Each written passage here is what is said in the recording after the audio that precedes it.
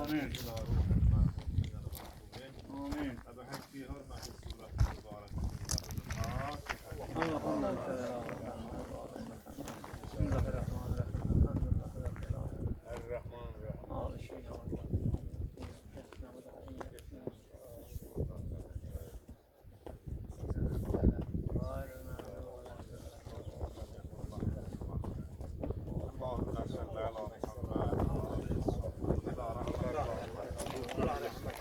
Allah cəmi şəhidlərimizi rəhmət eləsin. Amin. Yəni bugünkü məqsədimiz məlumdur.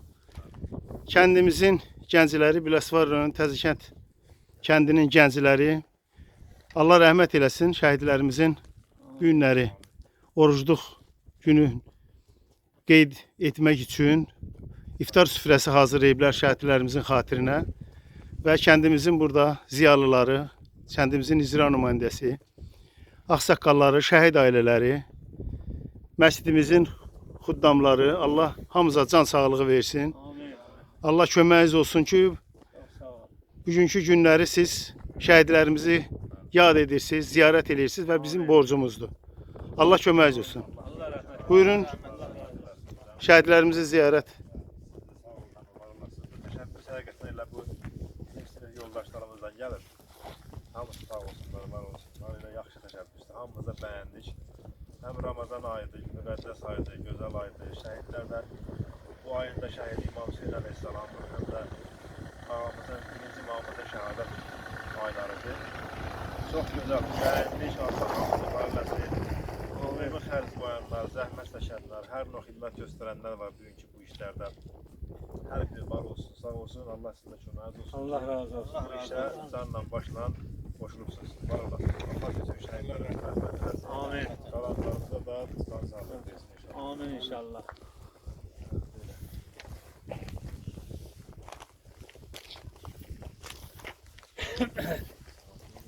Bağırıb buyur. Bugün kendimizin gençleri öz vesayetleri hesabına Ramazan ayı olduğu için şəhidlərimizə ehsan süfrəsi təşkil ediblər. Mən də öz adım, nümayəndələrimiz Amin. şəhidlərimizə də Allah rəhmət eləsin. Allah rəhmət eləsin. Və biz də Milli Qəhrəman Mübariz İbrahimovun adını yaşadan bir cəmiyyət olaraq belə tədbirləri çəkib bizim Mübarizlər Cəmiyyəti kanalında işıqlandırmaq və gələcək nəsilə belə vətənpərvər gənclərimizi bir örnək kimi, o cümlədən Allah rəhmət eləsin şəhidlərimizi, Amin. onlar bizim gələcəyimizin tariximizdir. Böyük Azərbaycan tarixinə bir ad qoydular. Hər biri öz qanları ilə bir tarix yazdılar. Və bizim kəndimizdə də 6 şəhid və bir itkinimiz var. Qəhrəman kətlərdən biridir Respublikamızın. Allah sizə də can sağlığı versin. Yəni, Amin. bu işləri görülməsində təşkilatçılıq edənlərin hər birinə cəmiyyətimiz adından təşəkkür edirəm. Sən özün də bizim cəmiyyətin üzvüsən, özü də fəal olursan. Mən bir neçə yerdə demişəm, bizim çəkilişlərimizdə, tədbirimizdə, o cümlədən Gülverən qardaşımız bizim cəmiyyətin rayon təşkilatı üzvüdür. Şəhid Ataslı Mədəd qardaşımızın oğlu Əziz bizim kənd üzrə cəmiyyətimizin əlaqələndiricisidir. Allah hər birinizə kömək olsun. Var olun. Siz də sağ olun. Allah sağ olun. Sağlık günlerle. Allah bütün şəhidlərimizə rəhmət eləsin. Amin. Azamıza can sağlığı. Amin. Biz də mən bir şəhid atası olaraq öz minnətdarımı gənclərə bildirirəm.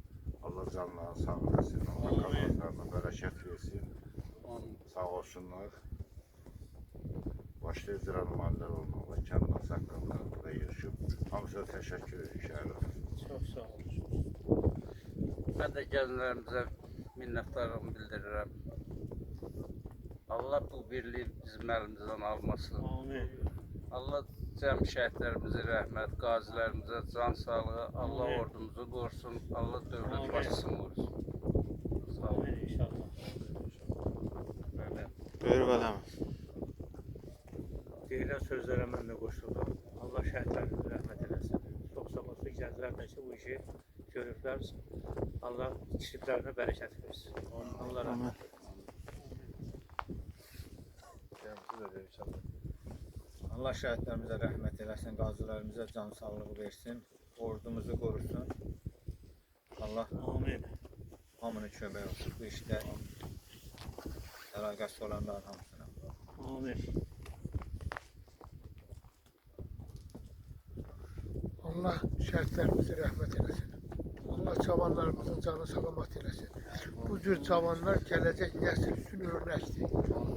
Minnətdarıq bu işi təşkil edənlərə. Allah ömür versin onlara. Allah şəhidlərimizi rəhmət etsin. Allah qəbul etsin. Allah şəhidlərimizi rəhmət eləsin, qazilərimizə can sağlığı versin. Ordumuzu Allah qorusun.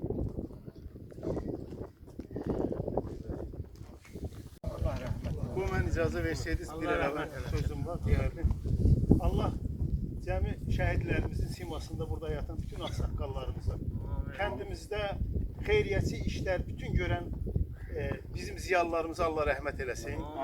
Və mən qeyd edeyim ki, bizim məscidin tikintisində bizim mərhum kəndimizin necə deyirlər, ən çox bu kənd üçün yanan oğullardan da biri Rizvan Abbasov idi.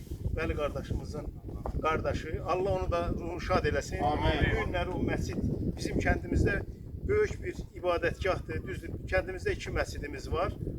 Amma elə kəti var, məsələn 2-3 var da. Yəni onun tikintisi şəxsən Rizvan bizim qardaşımızın hesabına olub. Allah onun ruhunu şad eləsin. Amin. Allah qəbrini nurla doldursun. Amin.